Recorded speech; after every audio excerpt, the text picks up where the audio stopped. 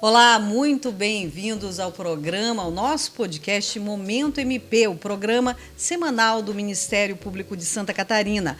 Neste episódio, a nossa conversa inicial é sobre o ano eleitoral. E para falar sobre o assunto, recebemos aqui o coordenador do Centro de Apoio Operacional da Moralidade Administrativa, promotor de justiça André Miglioli, o diretor-geral do Tribunal Regional Eleitoral de Santa Catarina, Gonçalo André Agostini Ribeiro, e ainda por meio remoto, o doutor Pedro Roberto Decomain, coordenador adjunto do Centro de Apoio Operacional da Moralidade Administrativa do MPSC. O nosso programa é transmitido em várias plataformas de áudio, como, por exemplo, o Spotify, e ainda distribuído para todas as rádios do estado catarinense. Ainda estamos em vídeo na íntegra no canal do MPSC do YouTube.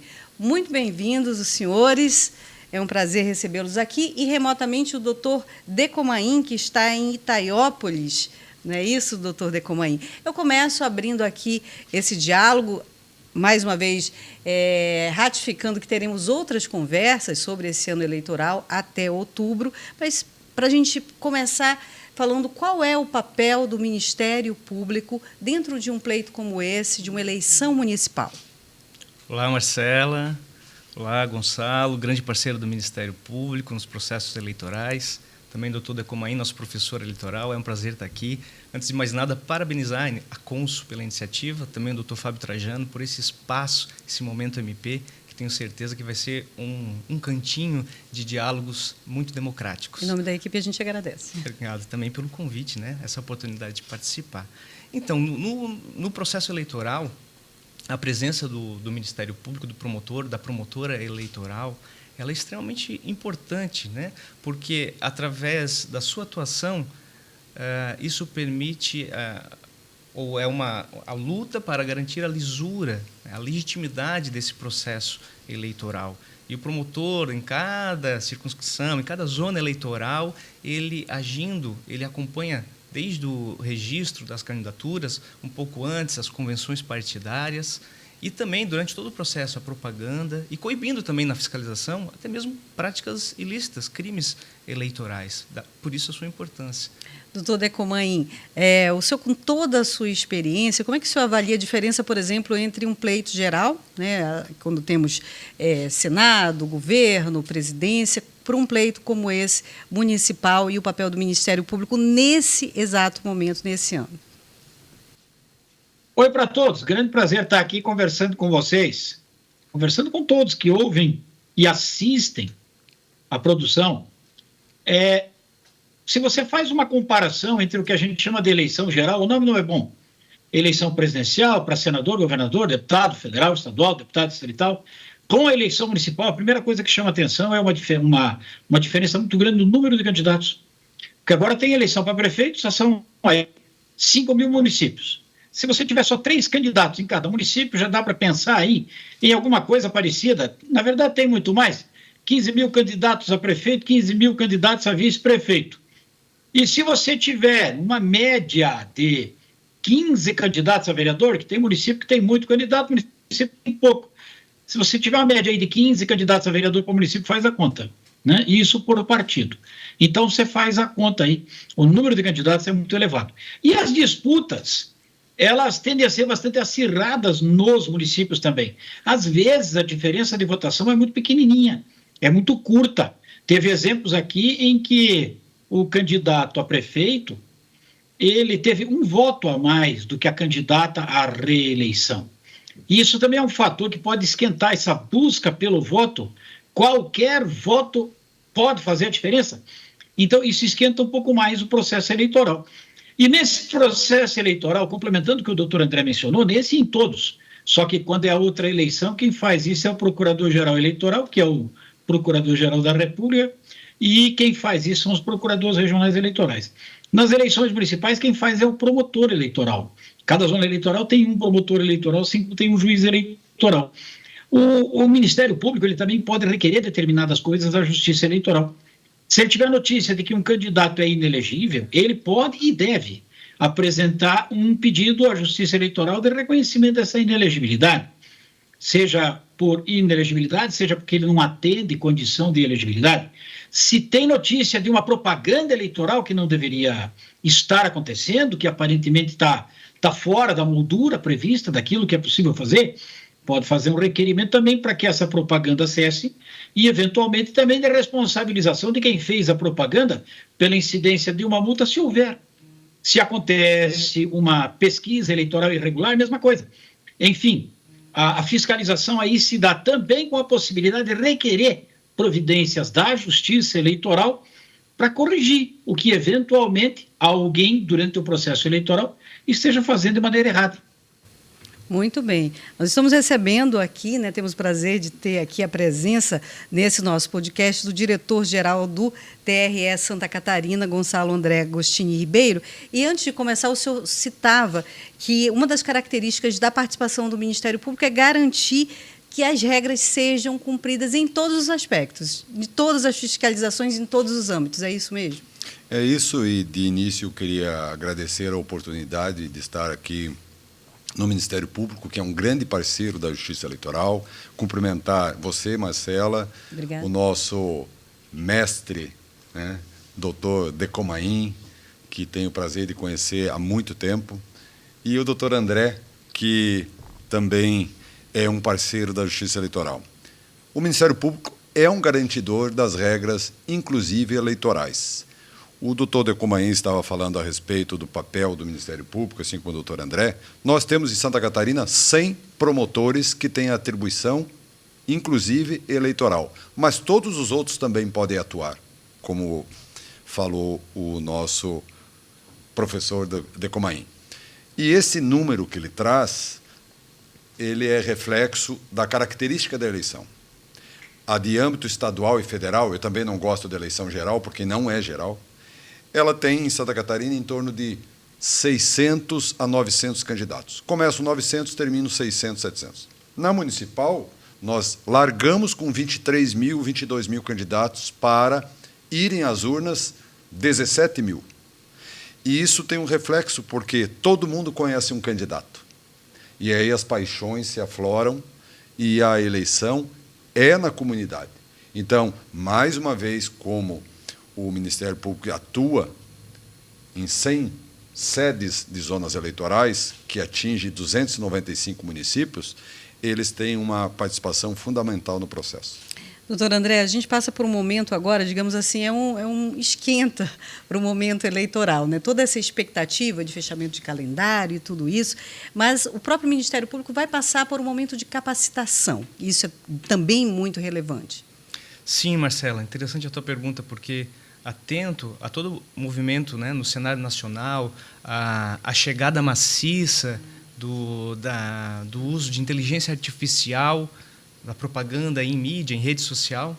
Atento a tudo isso, o doutor Fábio Trajano nos incumbiu semear, né, e junto com o núcleo de apoio eleitoral, que é coordenado pelo doutor Decomain, a missão de forjar, de construir capacitações para os promotores, as promotoras eleitorais ao longo desse ano. Por isso que, atento a isso, a gente está construindo uma capacitação de direito digital aplicado ao processo eleitoral, com esse foco. Isso é para não deixar também o promotor, a promotora, lá na sua zona eleitoral, como uma ilha.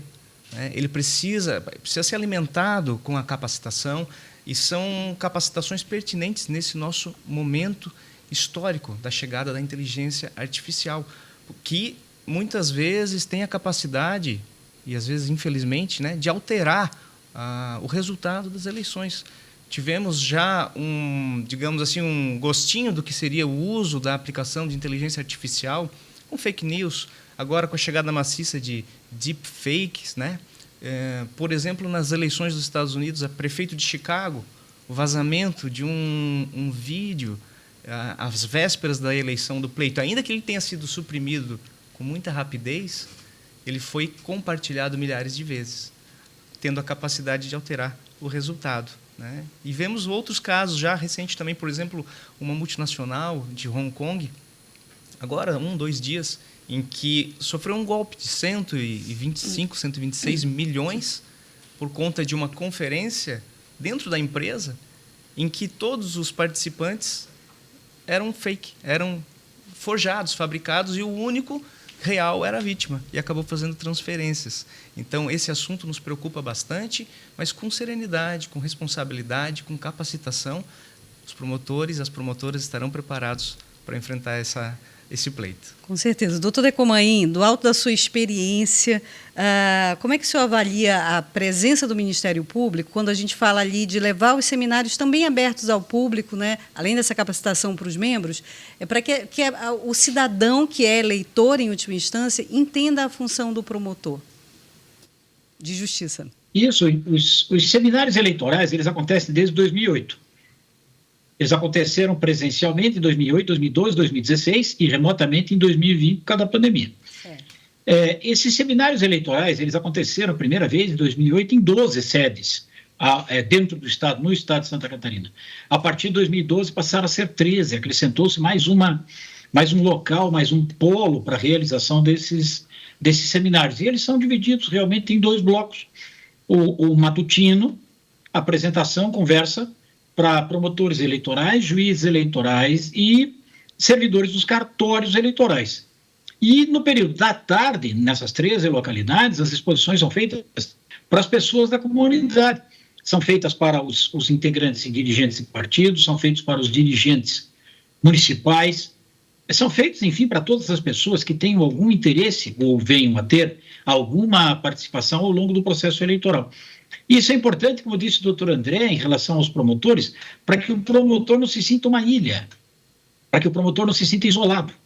O direito eleitoral tem essa característica. Com o direito penal, o promotor de uma vara criminal trabalha o tempo todo, o processo penal também. Com o direito de família, o promotor da infância e juventude trabalha com o Estatuto da Criança e do Adolescente também, o tempo todo. Mas as eleições, que têm uma participação mais acentuada, as outras também têm, mas as eleições têm uma participação mais acentuada dos promotores eleitorais são as municipais, aí tem uma a cada 4 anos. E, às vezes, o colega atua como promotor eleitoral numa determinada eleição municipal e, eventualmente, só 3 eleições depois, dali a 12 anos, é que vai atuar como promotor de novo. E a legislação eleitoral, eu brinco que ela é um tanto irrequieta. Da última eleição para cá não houve alteração, mas passou perto. Poderia ter havido uma alteração bastante significativa, mas não houve. E isso cria um segundo fator de dificuldade também, que é você se manter atualizado. Daí porque esses seminários eles procuram servir para levar um suporte para o colega. Primeiro, para comentar sobre aqueles temas mais importantes, e, segundo lugar, para deixar claro para todos os promotores e promotoras eleitorais o seguinte: você não está sozinho aí na tua comarca, não. Você não está sozinho aí em Cunhaporã, você não está sozinho aí em Mondaí, você não está sozinho lá embaixo em Turvo, você não está sozinho aqui em Itaiópolis, tá? Você não está sozinho aqui em Itaiópolis, quer dizer, é para deixar mais tranquilos. Ó. Tem pessoas que vão poder ajudar, se for preciso, algum tipo de colaboração, algum tipo de explicação, algum tipo de ajuda, essa ajuda vai estar disponível. Senhor João, viajar o estado todo fazendo isso, doutor? Sim, viajaremos, né, doutor Decomain? Sim. Prontas para fazer regiões, o calendário está sendo dado a última bem. lapidada, juntamente aí com integrantes também do Tribunal Regional Eleitoral, que é sempre nosso parceiro nessa atuação. Falando no Tribunal Regional Eleitoral, também antes de começar aqui, o nosso diretor-geral do TRE comentava que o planejamento já está feito e que são milhares de ações, aí eu imagino que devam ser bastante. Eu queria que o senhor adiantasse um pouquinho esse trabalho que é feito, apesar de toda essa expertise que vocês têm, né, a cada 2 anos, afinal, é sempre um desafio. É sempre um desafio porque a eleição, ela movimenta uma comunidade. O nosso grande público é o eleitorado, 5.700.000. Mas temos um segundo que tem que ser muito bem instruído para receber bem o eleitor, o mesário. São 70 mil. E esses são voluntários ou convocados. Então, tudo isso passa por um trabalho que vai envolver o Ministério Público também, que são as audiências públicas, onde o que vai valer para a eleição, os processos operacionais, tem que ter a chancela do Ministério Público também. Exemplo, verificação de foto na urna, dos dados que vão constar, são todas ações públicas e que necessariamente tem que ter o apoio do Ministério Público. Por fim, eu queria dizer que todo o processo eleitoral, que são 27 mil atividades em Santa Catarina, eles estão envolvidos em ciclos. Começaremos o próximo agora, que é o prazo para os registros das filiações.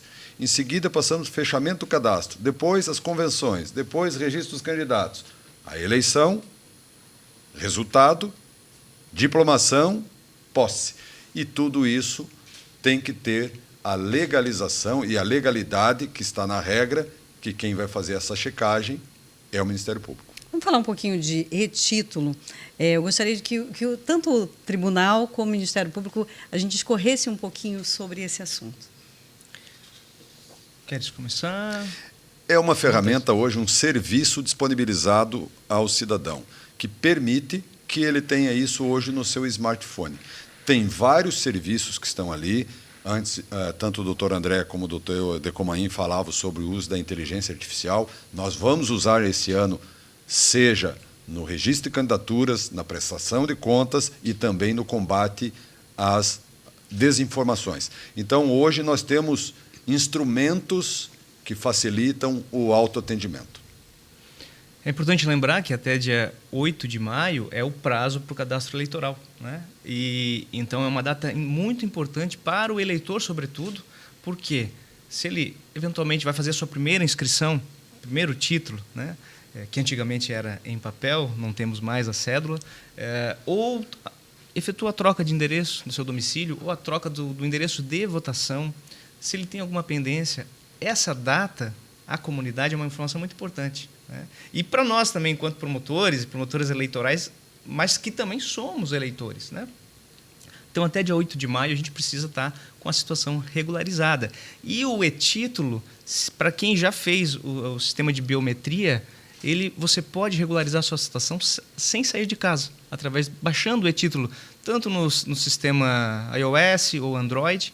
Então, o TSE facilitando também, junto com o TRE Santa Catarina, a vida do eleitor.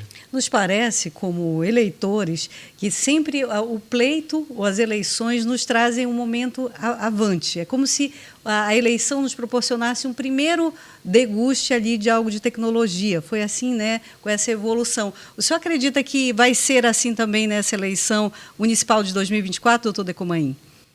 Eu acredito que sim. A Justiça Eleitoral no Brasil tem sido sempre bastante pioneira na busca de ferramentas. A gente fala ferramenta tecnológica, vamos falar ferramenta de informática para fazer funcionar todo o processo eleitoral, desde o alistamento eleitoral até a realização das eleições e a apuração dos resultados. Falando na realização das eleições, nunca é demais a gente enfatizar a utilidade extrema das urnas eletrônicas. A urna eletrônica, ela oferece comodidade e ela oferece segurança. A argumentação de que a urna eletrônica permite manipulação é uma argumentação que já foi amplamente desmentida. Urna eletrônica não admite manipulação. A argumentação de que se admite manipulação de informações na apuração das eleições também é uma argumentação improcedente. O resultado da eleição é efetivamente o espelho da votação das pessoas. E é bem mais fácil votar numa urna eletrônica do que votar numa cédula. Quem tem alguma dificuldade de escrita, numa cédula teria que escrever número de candidato.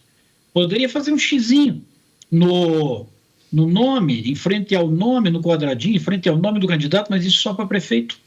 Nas eleições para vereador, teria que escrever o número ou o nome do candidato. Isso para algumas pessoas, ainda bem que vai diminuindo o número dessas pessoas, mas isso para algumas pessoas traz uma dificuldade maior. Mas digitar o número na urna eletrônica é simples. A pessoa leva o número anotado, os algarismos ela conhece, e aí a própria votação para as pessoas que têm alguma dificuldade é facilitada. E aí a gente tem que registrar sempre esse pioneirismo da Justiça Eleitoral no uso da informática. Veio antes que se falasse de fake news, antes que se falasse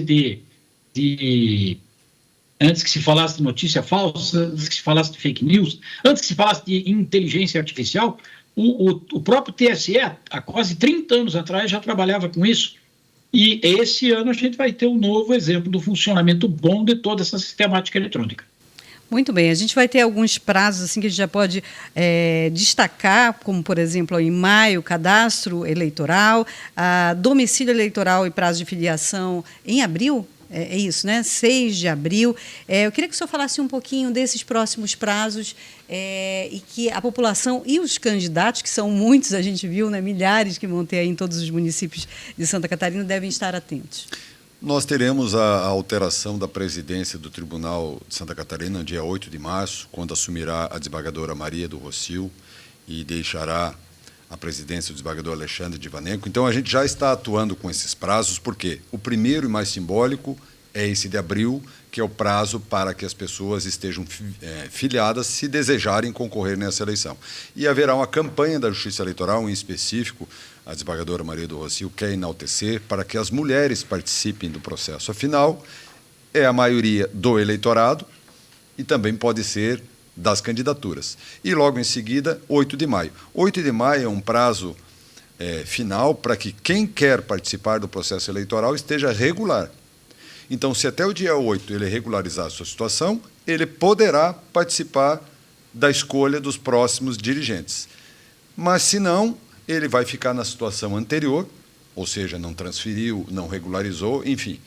E depois nós seguimos com os outros prazos e que devem ter algumas informações novas em razão do calendário eleitoral, que deve ser publicado ainda esse ano, óbvio, né? Mas logo mais, porque no dia 12 de março haverá um encontro de presidentes que foi chamado pelo TSE. Muito bem, a gente vai caminhando aqui para o final desse nosso bate-papo, primeiro sobre as eleições municipais de 2024, e para agradecer a presença do diretor-geral do Tribunal Regional Eleitoral de Santa Catarina, eu gostaria de perguntar para o senhor e vou perguntar para os demais também, em uma palavra, como o senhor definiria, ali já um exercício de previsão, né, de futurismo, a eleição de 2024? Em uma palavra, como será? Oportunidade. Para o senhor, doutor Miglioli. Aqui eu gostaria ética. E para o senhor, doutor Decomain, como será a eleição 2024 em uma palavra? Vai ser mais um sucesso. Muito bem. E assim a gente vai encerrando esse primeiro bate-papo aqui sobre as eleições municipais. Tivemos a honra de receber, então, aqui o coordenador do Centro de Apoio Operacional da Moralidade Administrativa do Ministério Público, promotor de Justiça André Miglioli, também o diretor-geral do Tribunal Regional Eleitoral de Santa Catarina, Gonçalo André Agostini Ribeiro. Muito obrigada mais uma vez pela presença. E remotamente, né, o nosso especialista dentro do MPSC, o doutor Pedro Decomain, que é coordenador adjunto do Centro de Apoio Operacional da Moralidade Administrativa. Muito obrigada mais uma vez. A gente deseja muito bom trabalho a todos, né, do Tribunal, do MP, enfim, principalmente para o eleitor que tem que ser o protagonista sempre do processo eleitoral, não é isso? Muito obrigada pela presença de todos. E você pode receber as notícias do Ministério Público de Santa Catarina na palma da sua mão, no seu celular. É só entrar em contato com esse número de telefone que eu vou dizer agora. É o 048 99105 5336. Assim você vai receber as nossas notícias que também estão no portal mpsc.mp.br. Nós voltamos na próxima semana. Você vai ouvir e assistir o Momento MP. Até lá!